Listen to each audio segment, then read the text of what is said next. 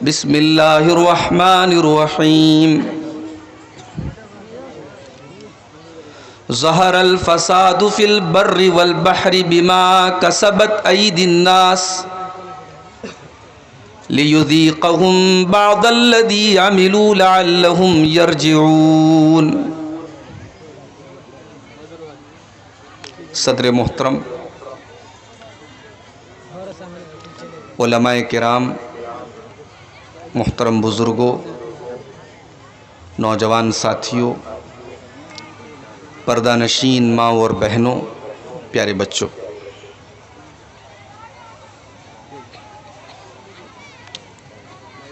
रात के तकरीबन 12:30 बज रहे हैं। सर्दियों का मौसम है। बहुत सारे लोग काफ़ी दूर दराज से भी आए हैं। मुनासिब तो ये था कि ये वक्त प्रोग्राम के ख़त्म होने का था, लेकिन चूँकि मस्जिद की तामीर के लिए आज का ये जलसा उसकी तामीर और तरक्की के लिए मुनक़्क़िद हुआ है और शेख मुनीरुद्दीन साहब मस्जिद के लिए चंदा कर रहे थे। लोग दिल खोल करके हिस्सा ले रहे थे। मुझे भी बड़ा अच्छा लग रहा था। अभी जो लोग मौजूद हैं और अभी तक उन्होंने इस कार्य खैर में हिस्सा नहीं लिया है, मैं अपनी तरफ से भी उनसे गुजारिश करूंगा कि तकरीरें तो आप सुनते रहेंगे। असल मकसद आज के प्रोग्राम का अल्लाह के घर की तामीर है मेरे भाई, और इस काम से बड़ा कोई काम नहीं है। आप जो भी कर सकते हो इस मस्जिद के लिए आप दिल खोल करके ताउन करें, और मैं अल्लाह से दुआ करता हूँ अल्लाह ताला आपके ताउन को कबूल फरमाए, आपके माल में बरकत दे, और जो भी आपने इखलास के साथ आज इस मस्जिद के लिए दिया है अल्लाह उसका अज्र आपको क़यामत के दिन अता फरमाए, आमीन। हमारे दाहिनी तरफ बहुत सारे, दाएं बाएं दोनों तरफ मीडिया चैनल वालों ने अपने अपने कैमरे और स्टैंड लगाए हैं। मैं बड़े अदब के साथ अपने इन भाइयों से कहना चाहूँगा, मैं आपकी वजह से अब सीमांचल के जलसों में सोच रहा हूँ कि आना बंद कर दूँ, इसलिए कि रोज़ाना मेरे पास कुछ चैनल वालों के थंबनेल के फ़ोटोज़ आते हैं और सिर्फ व्यू के लिए कि लोग हमारे चैनल को ज़्यादा देखें, इस मकसद के लिए इतनी बेहुदा तस्वीरें मेरे फ़ोटो के साथ लगाई जा रही हैं और उल्टे सीधे टॉपिक, जिस टॉपिक पर मैंने बात नहीं की है वो टॉपिक लगा करके यूट्यूब के ऊपर डाल रहे हैं। मेरे भाइयों, आप यकीन कीजिए अगर इस तरीक़े से 2-4 पैसे आप कमा भी ले तो वो कमाई आपकी हराम की होगी। आप तकरीर को रिकॉर्ड कर रहे हैं, अल्लाह के दीन की बातों को रिकॉर्ड कर रहे हैं, उसमें आप मिलावट मत कीजिए। सही जिस उन्वान पर बात कही गई है उस उन्वान पर आप तकरीरों को अपलोड कीजिए, और थंबनेल अपने व्यू के लिए आप थंबनेल के साथ कोई ऐसा काम मत कीजिए जो गलत है। कानूनी कार्रवाई भी की जा सकती है, मैं कर सकता हूं, मैं अभी तक अवॉइड कर रहा हूं, मगर कुछ चैनल वाले सुधर नहीं रहे हैं। मैं अभी अदब से कह रहा हूं, एहतराम से कह रहा हूं, मोहब्बत से कह रहा हूं, अल्लाह के वास्ते आप लोग बाज आ जाएं, वरना आगे मुझे इस इलाके में प्रोग्राम देने के पहले ये शर्त लगानी पड़ेगी कि किसी चैनल वाले को आप आने मत दीजिए।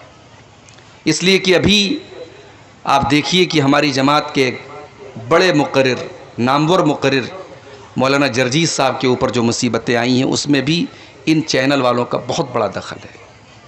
उन्होंने जो बात कही नहीं है उस चीज़ को भी उनकी तरफ मंसूब किया गया और उनके नाम से थंबनेल वगैरह बनाए गए।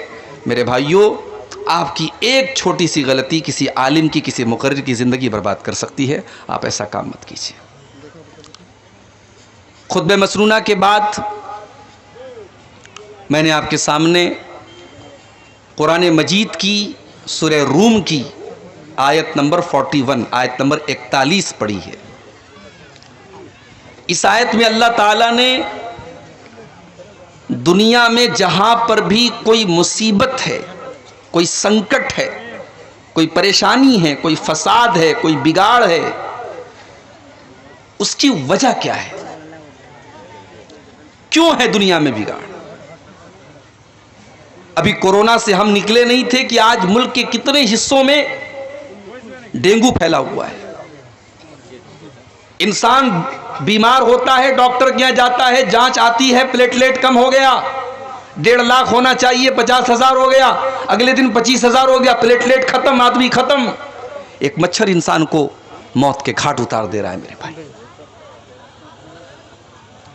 मुल्क के कितने हिस्सों में आज सैलाब और बाढ़ से कितनी हलाकतें हुई। आपका ये सीमांचल का इलाका भी सैलाब से बहुत मुतासिर रहता है।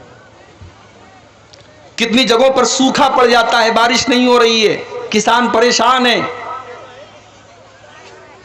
ये मुसीबतें क्यों आती हैं मेरे भाई, ये परेशानियां क्यों आती हैं? अल्लाह ताला ने इस आयत में उसका जवाब दिया है। ज़हर अल फसादु फिल बर्रि वल बहरी बिमा कसबत अयदिन नास। जमीन के अंदर, आसमान के अंदर, खुश्की के अंदर, तरी के अंदर, कायनात के चप्पे चप्पे में जहां पर भी तुमको फसाद नजर आए, बिगाड़ नजर आए, तबाही नजर आए, बर्बादी नजर आए, फबिमा कसबत अयदिन नास, तो ऐ इंसानों उस पर तुम गौर करो, विचार विमर्श करो। उस पर गौर करोगे तो तुम ये पाओगे वो तुम्हारे करतूतों का नतीजा है, वो तुम्हारे बुरे कामों का नतीजा है। दुनिया में जहां पर भी बिगाड़ है उसकी वजह सिर्फ और सिर्फ एक है, तुम्हारे बुरे करतूत हैं, तुम्हारे गलत काम है, तुम्हारे पाप हैं। ज़हर अल फसादु फिल बर्रि वल बहरी बिमा कसबत अयदिन नास। ऐ इंसानों तुम्हारे करतूतों की वजह से इस दुनिया में फसाद है, बिगाड़ है। और अल्लाह ताला ये मुसीबतें क्यों नाजिल फरमाता है? लियुज़ीक़हुम बादल्लज़ी अमिलू, ताकि अल्लाह ताला तुम्हारे कुछ आमाल की तुमको सजा दे दे। सारे आमाल की सजा नहीं दे रहा है अल्लाह, कुछ आमाल की सजा दे रहा है। सारे आमाल की अगर वो सजा दे देगा, रूए ज़मीन पर कोई सांस लेने वाला बाकी न बचेगा। दुनिया में इतना पाप हो रहा है, इतना गुनाह हो रहा है, इतना शिर्क हो रहा है, इतनी अल्लाह की नाफरमानी हो रही है कि अगर अल्लाह सारे गुनाहों की सज़ा दुनिया में दे दे तो रूए ज़मीन पर कोई सांस नहीं ले सकता, कोई जिंदा ही नहीं बच सकता। वो तो कुछ हमारे कुछ गुनाहों की सज़ा दे रहा है। क्यों दे रहा है? लियुज़ीक़हुम बादल्लज़ी अमिलू, हम तुम्हारे कुछ करतूतों की सजा इसलिए दे रहे हैं लअल्लहुम यरजिऊन, ऐ मेरे बंदो, ताकि तुम अल्लाह की बारगाह में रुजू कर लो, तुम अल्लाह से तौबा कर लो, तुम अल्लाह से माफ़ी मांग लो, तुम अल्लाह की बारगाह में गिड़गिड़ा लो, तुम अल्लाह की बारगाह में आकर के माफ़ी मांग लो।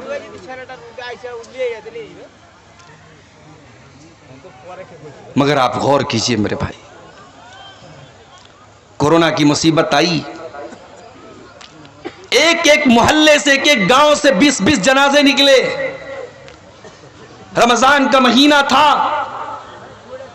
कितने शहरों में और कितने मोहल्लों में हमने देखा मस्जिदों से ऐलान हो रहा है, एक ऐलान खत्म हुआ दूसरा शुरू, दूसरा खत्म हुआ तीसरा शुरू। ये दौर भी हमने देखा। वो औरतें जो कभी चेहरा नहीं ढांकती थी, उन्हें भी अपने चेहरे को छिपाना पड़ा, उन्हें भी मास्क लगाना पड़ा। हवाई जहाज पर वो एयर होस्टेस जिसको अपने शरीर को नंगा रखने के लिए पैसा दिया जाता है, तनख्वाह दी जाती है, उस एयर होस्टेस को भी इस बीमारी ने सर से पैर तक नकाब में, उसको आप नकाब कहिए, उसको आप मास्क कहिए, उसको आप जो है सुरक्षा कवच कह लीजिए, कुछ भी कह लीजिए, उसको अपने शरीर को ढांपना पड़ा। हमने ये दौर भी देखा मेरे भाई। मुसलमान मस्जिद में नहीं जाता था, नमाज नहीं पढ़ता था। बहुत होता था लोग जुमा की नमाज में मस्जिद में आ जाते थे, लोग ईद बकरीद की नमाज में ईदगाह में आ जाते थे। कोरोना ने वो दौर भी हमको दिखाया कि अल्लाह ताला ने ऐसे हालात पैदा कर दिए कि मस्जिदों के दरवाजे बंद हो गए, मस्जिदों के दरवाजे बंद हो गए। तुम नहीं आते ना मस्जिद में, मत आओ। अब मस्जिद में तुम आ नहीं सकते, मस्जिद के दरवाजे तुम्हारे लिए बंद हो गए, तो चाह करके भी तुम मस्जिद में नहीं आ सकते।